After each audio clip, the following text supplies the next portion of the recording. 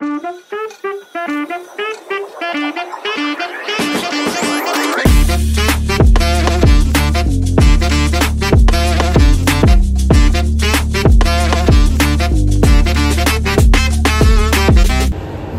Two মান্তাস travel. আমি সুস্মিতা আর আমার সাথে আছে অগ্নি। এবারে তোমরা জানো আমাদের সঙ্গে আরও দুজন অ্যাড হয়েছে, সেটা হচ্ছে আমার বোন সুদীপ্তা আর ওর হাজব্যান্ড। আমরা এই মুহূর্তে রয়েছি হোটেল রাজশ্রীতে, এটা হচ্ছে চণ্ডীগড়ে। আমরা চণ্ডীগড় থেকে এবার আমাদের ট্রাভেলটা আরম্ভ করলাম। এবার আমাদের ট্যুর শুরু হচ্ছে চণ্ডীগড় থেকে। আমরা আছি চণ্ডীগড়ের হোটেল রাজশ্রীতে। আমাদের এবার ডেস্টিনেশন হচ্ছে হিমাচলের বিভিন্ন জায়গা, বিশেষ করে কিছু অফবিট জায়গা আছে, সেগুলো এখন আমরা স্টার্ট করছি চণ্ডীগড় থেকেই। আমাদের গাড়ি চলে এসেছে, আমরা স্টার্ট করে দিয়েছি। এবার আমরা গাড়ি নিয়েছি কিয়া ক্যাডেন্স। আর আমাদের এবার সফর সঙ্গী আরও একজন অ্যাড হয়েছে, কৃষ্ণ ভাইয়া। হ্যালো। আমরা চণ্ডীগড় থেকেই ওনাকে নিয়ে নিয়েছি। আমরা যে কদিন এই ট্যুরটা করব আমাদের সাথেই কৃষ্ণ ভাইয়া থাকবে। এখন এই মুহূর্তে রয়েছি চণ্ডীগড়ে।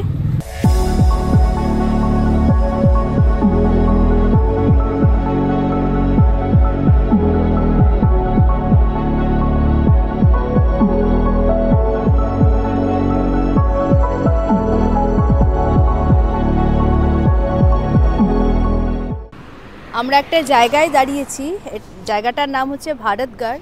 আমরা অ্যালপাইন ধাবাতে এখন কিছু খাওয়া দাওয়া করব, ব্রেকফাস্টটা করব। চলো।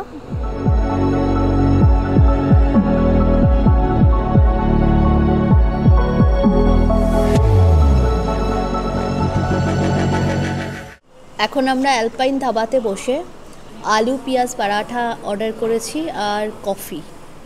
ব্রেকফাস্টটা এখানেই করে নিচ্ছি।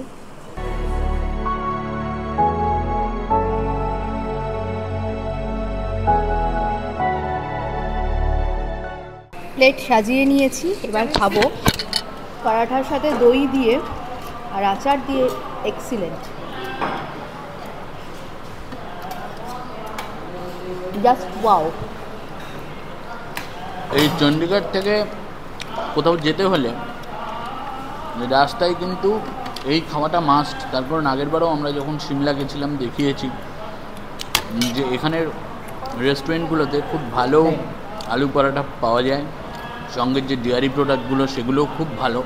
সুতরাং এইটা কিন্তু খুব হাইলি রেকমেন্ডেড ফুড এবং রেস্টুরেন্টগুলো যথেষ্ট ভালো, যথেষ্ট হাইজিনিক। ফ্যামিলিতে বাচ্চারা বা বয়স্ক মানুষেরা থাকলেও তাদের কোনো অসুবিধা হবে না।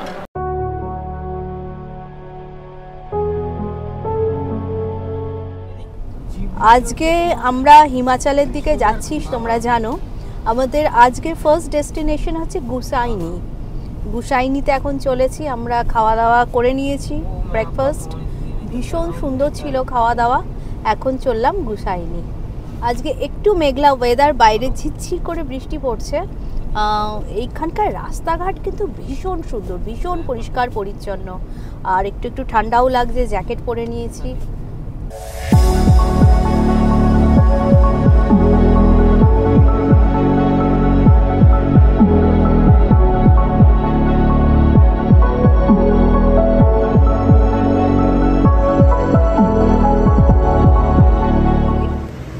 আমরা একটা জায়গায় দাঁড়িয়েছি, অনেকক্ষণ ধরে গাড়ি চলছিল আর চা কফি এখানে খাবো। একটা সুন্দর ভিউ দেখে একটা জায়গায় দাঁড়িয়েছি।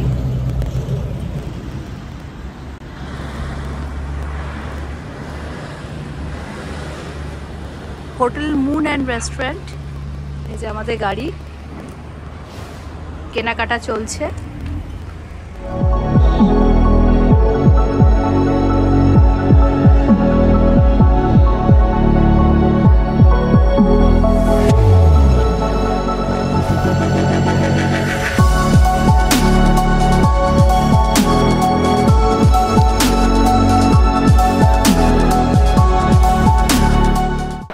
পেছনে দেখা যাচ্ছে পান্ডো ড্যাম।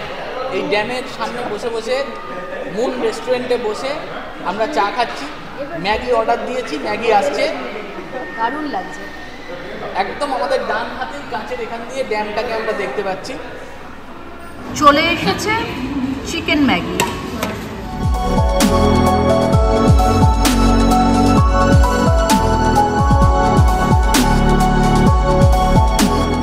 মান্দাস ট্রাভেলের এবারের গন্তব্য তীর্থান ভ্যালি। তীর্থান ভ্যালি কিন্তু আজও হিমাচল প্রদেশের বুকে একটা লেস নোন স্পট।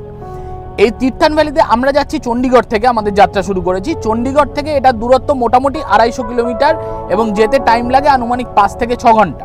আর দিল্লি থেকে গেলে প্রায় 470-80 কিলোমিটার, যেতে টাইম লাগে আনুমানিক 11 ঘন্টা বা 12 ঘন্টা এরকম।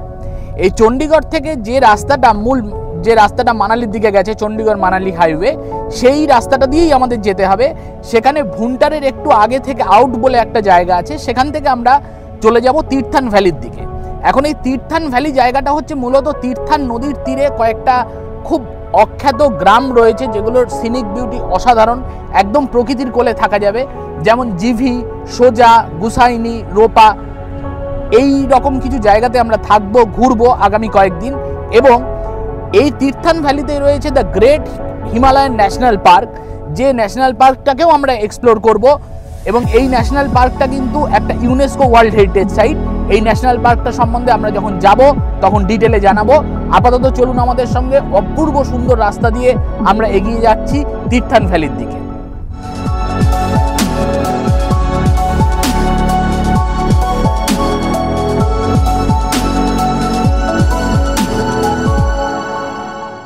আমরা চণ্ডীগড় থেকে স্টার্ট করেছিলাম, চণ্ডীগড় থেকে স্টার্ট করে এতক্ষণ আমরা চণ্ডীগড় মানালি হাইওয়ে ধরে এলাম।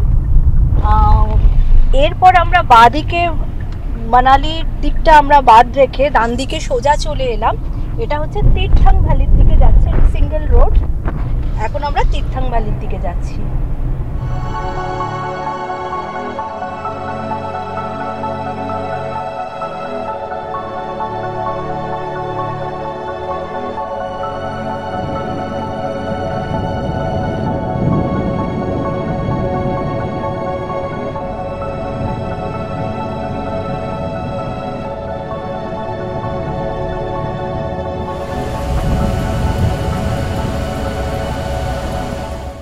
চলে এসেছি তীর্থান ভ্যালিতে।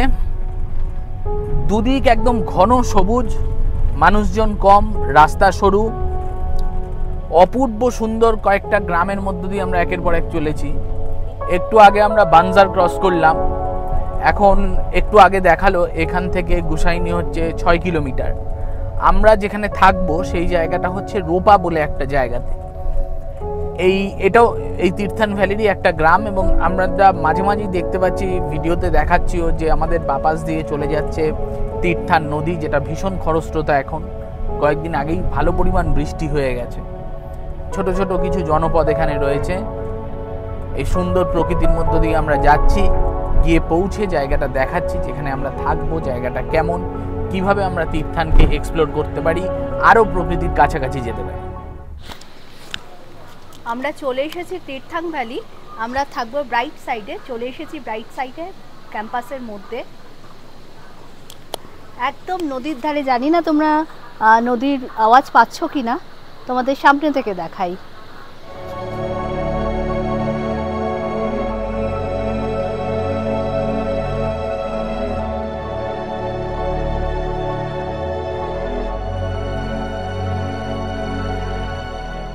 এবার আমরা ঢুকবো আমাদের রুমে। দেখো রুমটা ভীষণ সুন্দর। আমরা আছি কটেজ নাম্বার 2। এই ঢুকে যাচ্ছি কটেজে। দেখো পুরো উডেন। এখানে নিচে একটা বেড রয়েছে, দেখো নিচে একটা বেডে যা যা ফেসিলিটি থাকার রয়েছে, চেয়ার, টেবিল। মেন হচ্ছে এখান দিয়ে উঠে গেছে কি সিঁড়ি, ওপরেও বেড রয়েছে। এইবার আমরা এখন চলে যাচ্ছি। আমি প্রচণ্ড যেটা ভালোবাসি, যেটা মানে সবসময় দেখি, সেটা হচ্ছে ব্যালকনি। চলে এসেছি আমাদের ব্যালকনিতে। দেখো ব্যালকনি থেকে এর ভিউটা দেখো, একদম পাশ থেকে বয়ে চলেছে তীর্থাং রিভার, তীর্থাং নদী। একটু বাদে একটা ভীষণ সুন্দর, মানে আমরা একখানা অভিজ্ঞতা, একটা এক্সপিরিয়েন্স তোমাদের সঙ্গে শেয়ার করতে চলেছি, সেটা তোমাদের পরে দেখাচ্ছি। একটা সারপ্রাইজ দেবো, একটা দারুণ রকমের এক্সপিরিয়েন্স আমরা করতে চলেছি। আমরা অ্যাকচুয়ালি আজকে ফিশিং করব, মাছ ধরবো এই নদী থেকে, তীর্থাং রিভার থেকে।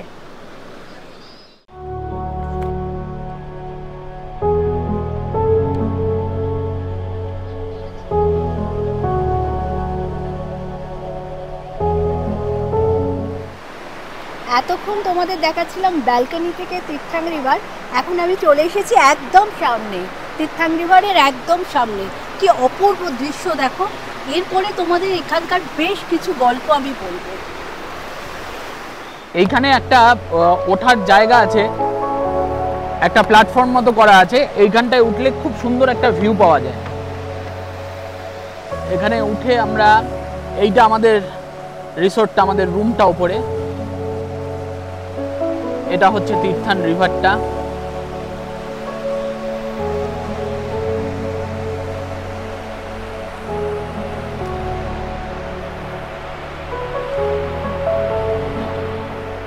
ট্রাউট ফিশিং হচ্ছে তীর্থানের একটা অন্যতম অ্যাডভেঞ্চার অ্যাক্টিভিটি। আমরা যাচ্ছি সেখানে। এই ফিশিং অ্যাক্টিভিটিটা যেটা বলছিলাম, যে ট্রাউট ফিশিং, এখানের প্রচুর ট্রাউট মাছ আছে এই তীর্থান ভ্যালিতে, এবং সেই ট্রাউট মাছগুলো ধরা যায়। ধরে ইচ্ছা হলে এখানে আমাদের যিনি শেফ আছেন উনি বললেন যে ট্রাউট এনে দিলে উনি রান্নাও করে দেবেন। 300 টাকা দিয়ে একটা পারমিট করাতে হয়। হোটেলে আমরা আগের নাম বলে দিয়েছিলাম পারমিটের জন্য। আমরা এখন চলেছি ফিশিং করতে। দারুণ জায়গাটা এটা, খুব ধীরে ধীরে সাবধানে আসতে হবে।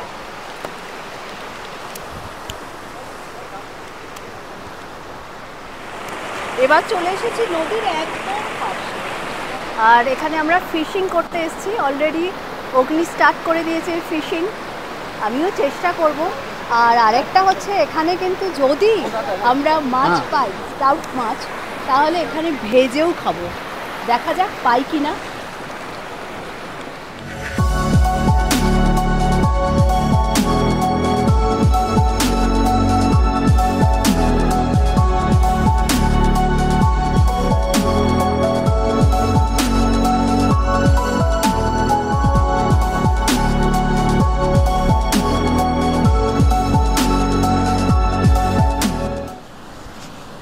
এটা হচ্ছে, এতক্ষণ আমরা ছিলাম নদীর ওপাশে তীর্থাং রিভারের ওই দিকে, আমরা ব্রিজ ক্রস করে এদিকে চলে এলাম। আর পাশ দিয়ে বয়ে চলেছে তীর্থাং রিভার। অপূর্ব অপূর্ব, প্রকৃতির একদম কাছাকাছি।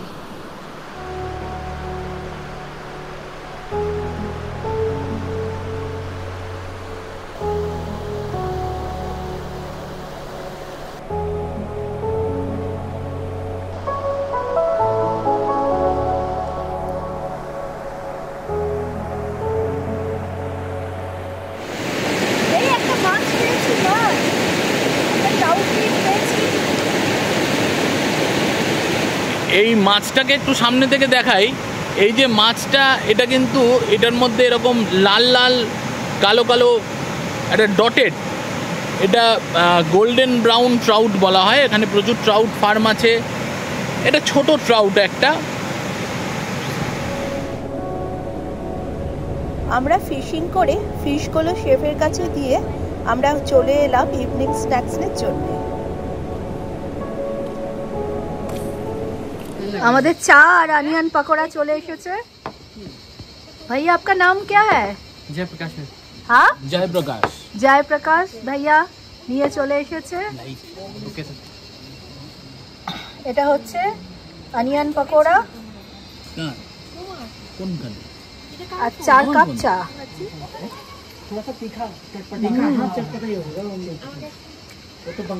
হালকা হালকা ঠান্ডা পড়েছে, অনিয়ন পকোড়া আর গরম গরম চা, দারুণ। আমরা ব্রাইট সাইড রিসর্টে উঠেছি। এখানকার যে মেন শেফ, তার সঙ্গে এখন কথা বলবো। একটু আগে অনিয়ন পকোড়া আর চা খেলাম, আদা দেওয়া, অপূর্ব। এবার ওনার কাছ থেকে এখানকার সম্পর্কে কিছু জেনে নেব। हाय हेलो सभी लोगों को कुलदीप शेफ रावत का नमस्कार। हमारे बंगाली भाई लोग है ना, दादा लोग को मेरा नमस्कार। मैं यहाँ पे एक कह रहा हूँ कि 2023 में बहुत ज़्यादा बाढ़ आई थी कि जो नदी है ना, नदी यहाँ से मेरे किचन के आगे से ये इधर को रिवर्स मारा और ये सारे मेरे कमरे ख़राब हो गए थे, मेरा रेस्टोरेंट भी। तो हमने इसको रिपेयरिंग किया। अभी हमने यहाँ पे भी जो भी बनाया है सारा, यहाँ पे बादल फटे, काफ़ी लोगों का नुकसान हुआ, काफ़ी टूरिस्ट आए थे, उनकी गाड़ी भी नदी में बह गए, बच्चे, उनकी आत्मा को मैं भगवान से प्रार्थना करता कि उनकी आत्मा को शांति दे। जितने नुकसान हुआ था, मगर मेरा भी काफ़ी नुकसान हुआ, मेरा सारा होटल का नीचे का फ्लोर चला गया था। यहाँ पे काफ़ी ये क्या बोलते हैं इसको कि बादल फटे। अब बादल फटे तो बादल कैसा फटता है कि 2 लाख लीटर के करीबन फटता है और पूरा पहाड़ को तोड़ के नीचे आता है। नीचे आके बाद बहुत बड़े बड़े पत्थर और उनके नीचे बह के और नीचे चले जाते हैं कि जो हमारी तीर्थन नदी से लेकर और ब्यास नदी तक, ब्यास नदी से संतुलन नदी ये यहाँ चली जाती है। कि माने कि उस टाइम इतना बहुत भगवान की दया से इस बार कुछ नहीं हुआ। इस बार बहुत अच्छा मौसम है, बहुत अच्छा हमारा यहाँ पे अच्छा। पिछली बार तो हम बहुत नुकसान में थे, ना गेस्ट आए, हमारा पूरा बह गया था। इस बार माने कि इतना अच्छा है कि कुछ बारिश नहीं हुई, बादल नहीं फटे।